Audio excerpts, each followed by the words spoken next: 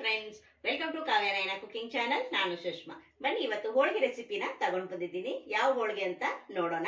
ಅದಕ್ಕಿಂತ ಮುಂಚೆ ನಾವು ಕನಕನ ನಾದಿ ಇಟ್ಕೊಳ್ಳೋಣ. ಬನ್ನಿ. ಮಿಕ್ಸಿಂಗ್ ಬೌಲ್ನ ತಗೊಂಡಿದ್ದೀನಿ. ಇದಕ್ಕೆ 1 ಕಪ್ ಆಗುವಷ್ಟು ಮೈದಾ ಹಿಟ್ಟನ್ನ ಹಾಕೋತಾ ಇದ್ದೀನಿ. ನಾನು ಚಿಕ್ಕ ಕಪ್ ಅಳತೆಯಲ್ಲೇ ತೋರಿಸ್ಕೊಡ್ತಾ ಇದ್ದೀನಿ. ನೀವು ಜಾಸ್ತಿ ಕೂಡ ಮಾಡ್ಕೋಬಹುದು. ಹಾಗೆ ಅದೇ ಕಪ್ ಅಳತೆಯಲ್ಲೇನೆ 1 ಕಪ್ ಅಷ್ಟು ಚಿರೋಟಿ ರವನ ತಗೊಂಡಿದ್ದೀನಿ. ಸ್ವಲ್ಪ ಸಣ್ಣಕ್ಕಿರೋದೇ ತಗೊಳ್ಳಿ. ಇವಾಗ ಅದನ್ನು ಕೂಡ ಹಾಕೊಳ್ಳೋಣ. ಹಾಗೆ ರುಚಿಗೆ 1/4 ಟೀ ಸ್ಪೂನ್ ಅಷ್ಟು ಉಪ್ಪನ್ನ ಸೇರಿಸ್ಕೊಳ್ಳೋಣ. ಹಾಗೆ ಇಲ್ಲಿ 1 ಟೀ ಸ್ಪೂನ್ ಅಷ್ಟು ತುಪ್ಪ ಕೂಡ ಸೇರಿಸ್ಕೊಳ್ಳೋಣ. ಈಗ ಚೆನ್ನಾಗಿ ಕೈಯಿಂದಾನೆ ಸ್ವಲ್ಪ ಮಿಕ್ಸ್ ಮಾಡಿಕೊಂಡು ಸ್ವಲ್ಪನೇ ನೀರು ಹಾಕೊಂಡು ಸಾಫ್ಟ್ ಆಗಿ ನಾದ್ಕೊಳ್ಳೋಣ. ಹೊಸಬ್ರು ಯಾರಾದ್ರೂ ವಿಡಿಯೋ ನೋಡ್ತಾ ಇದ್ರೆ ಪ್ಲೀಸ್ ಸಬ್ಸ್ಕ್ರೈಬ್ ಮಾಡ್ಕೊಂಡು ನೋಡಿ. ವಿಡಿಯೋನ ಎಲ್ಲೂ ಕೂಡ ಸ್ಕಿಪ್ ಮಾಡಬೇಡಿ. ಪೂರ್ತಿಯಾಗಿ ವಿಡಿಯೋ ನೋಡಿ ಸಪೋರ್ಟ್ ಮಾಡಿ. ನಮ್ಮ ವಿಡಿಯೋಗಳು ನಿಮ್ಗೆ ಏನಾದರೂ ಯೂಸ್ಫುಲ್ ಆದ್ರೆ ಫ್ಯಾಮಿಲಿ ಫ್ರೆಂಡ್ಸಿಗೆಲ್ಲ ಶೇರ್ ಮಾಡಿ. ಆದಷ್ಟು ನಾನು ಸಿಂಪಲ್ ಆಗಿ ರೆಸಿಪೀಸ್ನ ತೋರಿಸ್ಕೊಡ್ತಾ ಇರ್ತೀನಿ. ನೋಡಿ, ಇವಾಗ ನೀರನ್ನ ಸ್ವಲ್ಪನೇ ಹಾಕೊಂಡು ನಾನು ಸಾಫ್ಟ್ ಆಗಿ ನಾದಿ ಇಟ್ಕೊತಾ ಇದ್ದೀನಿ. ನೋಡಿ, ಸಾಫ್ಟ್ ಆಗಿ ನಾದಿ ಇಟ್ಕೊಂಡಿದ್ದೀನಿ. ನೋಡಿ, ಇಷ್ಟು ಸಾಫ್ಟ್ ಆಗಿ ಇರಬೇಕು. ಇವಾಗ ಇದನ್ನ 1 ಗಂಟೆ ಆದ್ರೂ ಚೆನ್ನಾಗಿ ನಾವು ನೆನೆಯೋದಕ್ಕೆ ಬಿಡೋ. ಮಿಕ್ಸಿ ಜಾರಿಗೆ ಅದೇ ಕಪ್ ಅಳತೆಯಲ್ಲೇ 1 ಕಪ್ ಆಗುವಷ್ಟು ಸಕ್ಕರೆನ ಹಾಕೋತಾ ಇದ್ದೀನಿ. ಇವಾಗ ಇದನ್ನ ನೈಸ್ ಆಗಿ ಪೌಡರ್ ಮಾಡ್ಕೊಂಡು ಬರೋಣ. ಸಕ್ಕರೆ ಪುಡಿನ ಒಂದು ಬೌಲ್ಗೆ ತೆಗಿತಾ ಇದ್ದೀನಿ. ಮಿಕ್ಸಿ ಜಾರಲ್ಲಿ ಸ್ವಲ್ಪ ಸಕ್ಕರೆನ ಉಳಿಸ್ಕೊಂಡಿದ್ದೀನಿ. ಇದ್ರ ಜೊತೆಗೆ ನಾನು ಬಾದಾಮಿ ಹಾಗೆ ಗೋಡಂಬಿನ ಹಾಕೋತಾ ಇದ್ದೀನಿ. ನಿಮ್ಗೆ ಎಷ್ಟು ಬೇಕೋ ನೋಡ್ಕೊಂಡು ನೀವು ಹೆಚ್ಚು ಕಡಿಮೆ ಮಾಡ್ಕೋಬಹುದು. ನೋಡಿ, ನೈಸ್ ಆಗಿ ಪೌಡರ್ ಮಾಡ್ಕೊಂಡು ಬಂದಿದ್ದೀನಿ. ನೋಡ್ತಾ ಇದ್ದೀರಾ? ಇವಾಗ ಇದನ್ನು ಕೂಡ ಪಕ್ಕಕ್ಕೆ ಎತ್ತಿಟ್ಕೊಂಡು ನಾವಿವಾಗ ಹೂರ್ನ ರೆಡಿ ಮಾಡ್ಕೊಳ್ಳೋಣ. ಒಲೆ ಮೇಲೆ ಒಂದು ಪಾತ್ರೆನ ಇಟ್ಕೊಂಡಿದ್ದೀನಿ. ಈಗ 1-2 ಟೇಬಲ್ ಸ್ಪೂನ್ ಅಷ್ಟು ತುಪ್ಪನ ಹಾಕೊಳ್ಳೋಣ. 200 ಗ್ರಾಮ್ ಆಗುವಷ್ಟು ನಾನು ಸಪ್ಪೆ ಕೋವಾನ ತಗೊಂಡಿದ್ದೀನಿ. ಸ್ವೀಟ್ ಕೋವಾ ಹಾಗೆ ಸಪ್ಪೆ ಕೋವಾ ಅಂತ 2 ರೀತಿಯಲ್ಲಿ ನಿಮಗೆ ಸಿಗುತ್ತೆ. ಆದಷ್ಟು ಸ್ವೀಟ್ ಇಲ್ಲದೆ ಇರೋದೇ ತಗೊಳ್ಳಿ. ನೋಡಿ, ಇವಾಗ ಚೆನ್ನಾಗಿ ತುಪ್ಪದಲ್ಲಿ ಇದನ್ನ ಸ್ವಲ್ಪ ಮಿಕ್ಸ್ ಮಾಡ್ಕೊಳ್ಳೋಣ. ಇದು ಚೆನ್ನಾಗಿ ಮೆಲ್ಟ್ ಆಗುತ್ತೆ. ತುಂಬಾ ಅಂದ್ರೆ ತುಂಬಾ ಚೆನ್ನಾಗಿರುತ್ತೆ. ಒಂದ್ಸತಿ ಟ್ರೈ ಮಾಡಿ ನೋಡಿ. ತುಂಬಾ ವೆರೈಟಿಯಾಗಿ ತುಂಬಾ ಟೇಸ್ಟಿಯಾಗಿ ಮಾಡಿ ತೋರಿಸ್ತಾ ಇದ್ದೀನಿ. ಕಡಿಮೆ ಸಾಮಗ್ರಿಯಲ್ಲಿನೇ ಮಾಡಿ ತೋರಿಸ್ತಾ ಇದ್ದೀನಿ. ಜಾಸ್ತಿ ಪದಾರ್ಥ ಕೂಡ ಬೇಕಾಗಲ್ಲ. ಯಾವ ಹೋಳಿಗೆ ಮಾಡ್ತಾ ಇದ್ದೀನಿ ಅಂತ ಅನ್ಕೋತಾ ಇರ್ಬೇಕು. ಇವಾಗ ನೋಡಿದ ತಕ್ಷಣ ನಾನು ಇವತ್ತು ಮಾಡ್ತಾ ಇರೋದು ಕೋವಾ ಹೋಳಿಗೆನ ಮಾಡಿ ತೋರಿಸ್ತಾ ಇದ್ದೀನಿ. ತುಂಬಾ ಅಂದ್ರೆ ತುಂಬಾ ಚೆನ್ನಾಗಿರುತ್ತೆ. ಹಾಗೆ ಕಡಿಮೆ ಸಾಮಗ್ರಿಗಳಲ್ಲಿ ಸಿಂಪಲ್ ಆಗಿ ನಾನು ಇವತ್ತು ಮಾಡಿ ತೋರಿಸ್ತಾ ಇದ್ದೀನಿ. ನೋಡಿ, ಚೆನ್ನಾಗಿ ಮೆಲ್ಟ್ ಆಗ್ತಾ ಇದೆ. ನೋಡಿ, 1-2 ಟೇಬಲ್ ಸ್ಪೂನ್ ಅಷ್ಟು ತುಪ್ಪ ಹಾಕೊಂಡ್ರೆ ಸಾಕಾಗುತ್ತೆ. ನೋಡಿ, ಮಿಕ್ಸ್ ಮಾಡ್ತಾ ಮೆಲ್ಟ್ ಆಗ್ತಾ ಇದೆ. ಇನ್ನು ಯಾರೆಲ್ಲ ಚಾನಲ್ಗೆ ಸಬ್ಸ್ಕ್ರೈಬ್ ಮಾಡ್ಕೊಂಡಿಲ್ಲ ಪ್ಲೀಸ್ ಹೋಗಿ ಸಬ್ಸ್ಕ್ರೈಬ್ ಮಾಡ್ಕೊಳ್ಳಿ. ಬೆಲ್ ಐಕನ್ನ ಪ್ರೆಸ್ ಮಾಡಿ. ಆಗ ನಾನು ನೋಟಿಫಿಕೇಶನ್ ಸೆಲೆಕ್ಟ್ ಮಾಡ್ಕೊಂಡ್ರೆ ನಾವು ಹಾಕೋ ವಿಡಿಯೋ ಎಲ್ಲ ಮೊದಲು ನಿಮಗೆ ಬರುತ್ತದೆ ಫ್ರೆಂಡ್ಸ್. ಆಗ ಎಲ್ಲರಿಗಿಂತ ಮುಂಚೆ ನೀವೇ ನೋಡ್ಬೋದು. ನೋಡಿ, ಇವಾಗ ಚೆನ್ನಾಗಿ ಮೆಲ್ಟ್ ಆಗಿದೆ. ನೋಡ್ತಾ ಇದ್ದೀರಾ? ನಾನು ಅವಾಗಲೇ ಗೋಡಂಬಿ ಹಾಗೆ ಬಾದಾಮಿನ ಪುಡಿ ಮಾಡ್ಕೊಂಡು ಬಂದಲ್ಲ, ಅದನ್ನ ಇವಾಗ ಸೇರಿಸ್ಕೊಂತೀನಿ. ನೋಡಿ, ಇವಾಗ ಚೆನ್ನಾಗಿ ಇದು ಕೂಡ ಹೊಂದೋ ಥರ ಮಿಕ್ಸ್ ಮಾಡ್ಕೊಳ್ಳೋಣ. ನೋಡಿ, ನಿಮಗೆ ಸ್ವಲ್ಪ ಡ್ರೈ ಅನಿಸ್ತಿದ್ರೆ ಮತ್ತೆ ಸ್ವಲ್ಪ ತುಪ್ಪನ ಹಾಕೋಬಹುದು. ನಾನು 1-2 ಟೇಬಲ್ ಸ್ಪೂನ್ ಅಷ್ಟು ಹಾಕ್ಕೊಂಡಿದ್ದೀನಿ. ನೋಡಿ, ನೋಡ್ತಾ ಇದ್ದೀರಾ? ನೋಡಿ, ಸ್ವಲ್ಪ ತಿಳು ಅನಿಸುತ್ತೆ. ಆದರೆ ಹೂರ್ಣದ ಹದ ಬರೋವರೆಗೂ ನಾವು ಇದನ್ನ ಇದೇ ಥರನೇ ಮಿಕ್ಸ್ ಮಾಡ್ತಾನೆ ಇರಬೇಕು, ಲೋ ಫ್ಲೇಮಲ್ಲೇನೆ. ನೋಡಿ, ಗೋಡಂಬಿ ಬಾದಾಮಿ ಪುಡಿ ಹಾಕಿದ್ಮೇಲೆ ನೋಡಿ ಚೆನ್ನಾಗಿ ಮಿಕ್ಸ್ ಮಾಡ್ಕೊಂಡಿದ್ದೀನಿ. ನೋಡಿ, ಎಲ್ಲಿ ಕೂಡ ಗಂಟಾಗಿಲ್ಲ. ಇವಾಗ ನಾವು ಇದಕ್ಕೆ ನೋಡಿಕೊಂಡು ಸಕ್ಕರೆನ ಹಾಕೋಬೇಕು. ನಾನು 1 ಕಪ್ ಆಗುವಷ್ಟು ಸಕ್ಕರೆನ ಪುಡಿ ಮಾಡಿ ಇಟ್ಕೊಂಡಿದ್ದೀನಲ್ಲ, ಅದರಲ್ಲಿ 1/2 ಹಾಕೊಂತೀನಿ ಅಷ್ಟೇ. ಮತ್ತೆ ನೋಡಿಕೊಂಡು ನಾವು ಹೆಚ್ಚು ಕಡಿಮೆ ಮಾಡ್ಕೋಬಹುದು. ನೀವು ಸ್ವೀಟ್ ಜಾಸ್ತಿ ತಿನ್ನೋರಾದ್ರೆ ಜಾಸ್ತಿ ಕೂಡ ಹಾಕೋಬಹುದು. ಈಗ 1/2 ಕಪ್ ಆಗುವಷ್ಟು ನಾನು ಹಾಕೊಂತೀನಿ. ನೋಡಿ, 1/2 ಮಾತ್ರ ಹಾಕೊಂತೀನಿ. ಆಮೇಲೆ ರುಚಿ ನೋಡಿ ಮತ್ತೆ ನಾನು ಹಾಕೊಂತೀನಿ. ಇವಾಗ ಮತ್ತೆ ಮಿಕ್ಸ್ ಮಾಡ್ಕೊಳ್ಳೋಣ. ನೋಡಿ, ಸಕ್ಕರೆ ಹಾಕಿದಾಗ ಮತ್ತೆ ತೆಳುವಾಗ್ಬಿಡುತ್ತೆ. ಭಯ ಬೇಡ.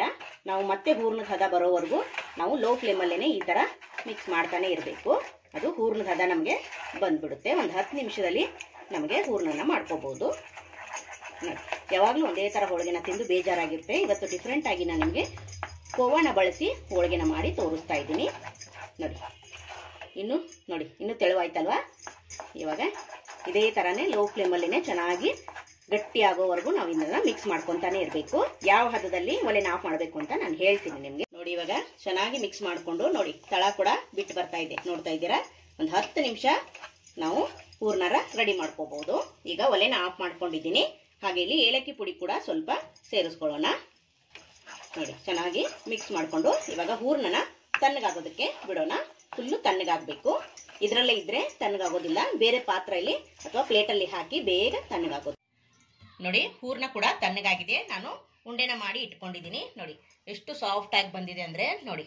ಸೈಜಲ್ಲಿ ನಾನು ಹೂರ್ಣನ ತಗೊಂಡಿದ್ದೀನಿ. ನೀವು ದೊಡ್ಡ ದೊಡ್ಡದಾಗೂ ಕೂಡ ಮಾಡ್ಕೋಬಹುದು. ಹಿಟ್ಟು ಕೂಡ ನೋಡಿ ಆಲ್ರೆಡಿ ಚೆನ್ನಾಗಿ ನೆನೆದಿದೆ. ನೋಡಿ ಸಾಫ್ಟ್ ಆಗಿ ರವೆ ಎಲ್ಲ ನೆನೆದು ನೋಡಿ ಚೆನ್ನಾಗಿ ಸಾಫ್ಟ್ ಆಗಿದೆ. 1 ಗಂಟೆ ಆದ್ರೂ ನೆನೆಸಲೇಬೇಕು. ಬನ್ನಿ ಇವಾಗ ಹೂರ್ಣನು ಕೂಡ ಎಷ್ಟು ತಗೊಂಡಿದೀವೋ ಅಷ್ಟೇನೆ ಕನಕನು ತಗೊಂಡು ಇವಾಗ ಮಾಡ್ಕೊಳ್ಳೋಣ ಹೋಳಿಗೆನ. ನಾನು ಈ ಸೈಜಲ್ಲಿ ಉಳ್ಳಿನ ತಗೊಂಡಿದ್ದೀನಿ. ಇವಾಗ ಇದನ್ನ ಸ್ವಲ್ಪ ಈ ತರ ಚಪ್ಪಟಾಗೆ ಮಾಡ್ಕೊಳ್ಳೋಣ. ನೋಡಿ ಈ ತರ ಅಗಲಕ್ಕೆ ಮಾಡ್ಕೊಳ್ಳೋಣ. ನೋಡಿ ಹೂರ್ಣ ಹಿಡ್ಸಕ್ಕೆ ಎಷ್ಟಾಗುತ್ತೋ ಅಷ್ಟು ನೋಡಿ ಈ ತರ ಅಳ್ಳ ಮಾಡ್ಕೊಳ್ಳೋಣ. ನೋಡಿ ನೋಡಿ ಇವಾಗ ಹೂರ್ಣ ಇಟ್ಕೊಂಡು ಈ ತರ ಫಿಲ್ ಮಾಡ್ಕೊಳ್ಳೋಣ. ನೀವು ಯಾವ ತರ ಮಾಡ್ತಿರಲ್ಲ ಹೋಳಿಗೆ ಎಲ್ಲ ಅದೇ ತರನೇ ಮಾಡ್ಕೋಬಹುದು. ನೋಡಿ ನೀವು ಮನೇಲಿ ಮಾಡೇ ಇರ್ತಿರಲ್ಲ ಹೋಳಿಗೆನ ಅದೇ ತರನೇ ನೋಡಿ ಈ ತರ ಮಾಡಿಕೊಂಡು ಅಲ್ಲೇ ಪ್ರೆಸ್ ಮಾಡಿ ನೋಡಿ. ಇವಾಗ ಹಿಟ್ಟು ಹಚ್ಚಿ ಲಟ್ಟಿಸ್ಕೊಳ್ಳೋಣ. ಸ್ವಲ್ಪ ಮೈದಾ ಹಿಟ್ಟನ್ನ ಹಾಕೋತಾ ಇದ್ದೀನಿ. ಇವಾಗ ನೋಡಿ ಲಟ್ಟಿಸ್ಕೊಳ್ಳೋಣ. ತುಂಬ ದೊಡ್ಡದಾಗಿ ಬೇಡ, ಸ್ವಲ್ಪ ಚಿಕ್ಕದಾಗಿನೇ ಮಾಡ್ಕೊಳ್ಳೋಣ. ತುಂಬ ಚೆನ್ನಾಗಿ ಬರುತ್ತೆ ನೋಡಿ. ಸ್ವಲ್ಪ ಕೂಡ ಸ್ಟಫಿಂಗ್ ಆಚೆ ಬರಲ್ಲ, ತುಂಬ ಚೆನ್ನಾಗಿ ಬರುತ್ತೆ ಫ್ರೆಂಡ್ಸ್. ನೋಡಿ ಸ್ವಲ್ಪ ದಪ್ಪದಾಗಿನೇ ಇರಲಿ, ತಿನ್ನೋದಕ್ಕೂ ಕೂಡ ತುಂಬ ಚೆನ್ನಾಗಿರುತ್ತೆ. ನೋಡಿ ತುಂಬ ಅಂದರೆ ತುಂಬ ಚೆನ್ನಾಗಿರುತ್ತೆ. ಬೇರೆ ಒಬ್ಬಟ್ಟಿಗಿಂತ ಈ ಒಬ್ಬಟ್ಟು ಸೂಪರ್ ಆಗಿರುತ್ತೆ ಫ್ರೆಂಡ್ಸ್. ಒಂದ್ಸತಿ ಟ್ರೈ ಮಾಡಿ, ನಿಮಗೂ ಕೂಡ ಈ ರುಚಿ ಗೊತ್ತಾಗುತ್ತೆ ಫ್ರೆಂಡ್ಸ್. ನೋಡಿ ನೋಡಿ ಇಷ್ಟೇ ಸಾಕು. ತುಂಬ ದೊಡ್ಡದು ಬೇಡ, ತುಂಬ ಚಿಕ್ಕದು ಬೇಡ. ನೋಡ್ತಾ ಇದ್ದೀರಾ? ಇವಾಗ ಇದನ್ನ ಬೇಯಿಸ್ಕೊಳ್ಳೋಣ. ನೋಡಿ ತವ ಕೂಡ ಚೆನ್ನಾಗಿ ಬಿಸಿಯಾಗಿದೆ. ಇವಾಗ ಹಾಕೊಳ್ಳೋಣ. ನೋಡಿ ಮೇಲೆ ನೀವು ತುಪ್ಪ ಆದ್ರೂ ಹಾಕೋಬಹುದು, ಇಲ್ಲ ಎಣ್ಣೆ ಆದ್ರೂ ಹಾಕೋಬಹುದು, ನಿಮ್ಮ ಇಷ್ಟ. ನೋಡಿ ನಾನು ಸ್ವಲ್ಪ ಎಣ್ಣೆನ ಹಾಕೊಂತೀನಿ. ಇವಾಗ ನೋಡಿ ಇನ್ನೊಂದು ಕಡೆ ತಿರುವಿ ಹಾಕೊಳ್ಳೋಣ. ನೋಡಿ ಸೂಪರ್. ಮೇಲೆ ಸ್ವಲ್ಪ ಎಣ್ಣೆನ ಹಾಕೊಳ್ಳೋಣ. ನೋಡಿ ಈ ತರ ಎಲ್ಲ ಕಡೆ ಸ್ಪ್ರೆಡ್ ಮಾಡೋಣ. ನೋಡಿ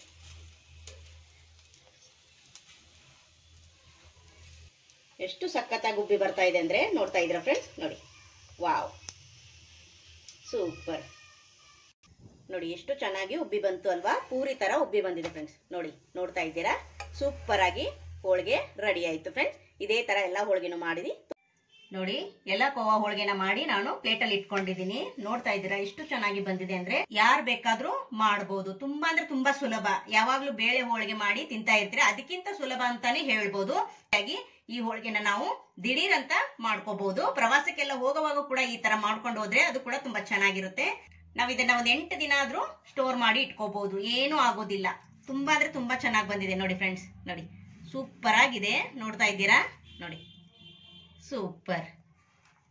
ನಮ್ಮ ಕೋವಾ ಹೋಳಿಗೆ ನಿಮಗೆ ಇಷ್ಟವಾದರೆ ಪ್ಲೀಸ್ ಲೈಕ್ ಮಾಡಿ, ಶೇರ್ ಮಾಡಿ, ಕಮೆಂಟ್ ಮಾಡಿ, ಸಬ್ಸ್ಕ್ರೈಬ್ ಮಾಡ್ಕೊಳ್ಳಿ. ನಮ್ಮ ವಿಡಿಯೋ ನೋಡಿದ್ದಕ್ಕಾಗಿ ನಿಮ್ಮೆಲ್ಲರಿಗೂ ಧನ್ಯವಾದಗಳು. Thank you for watching. ನಮಸ್ಕಾರ ಫ್ರೆಂಡ್ಸ್.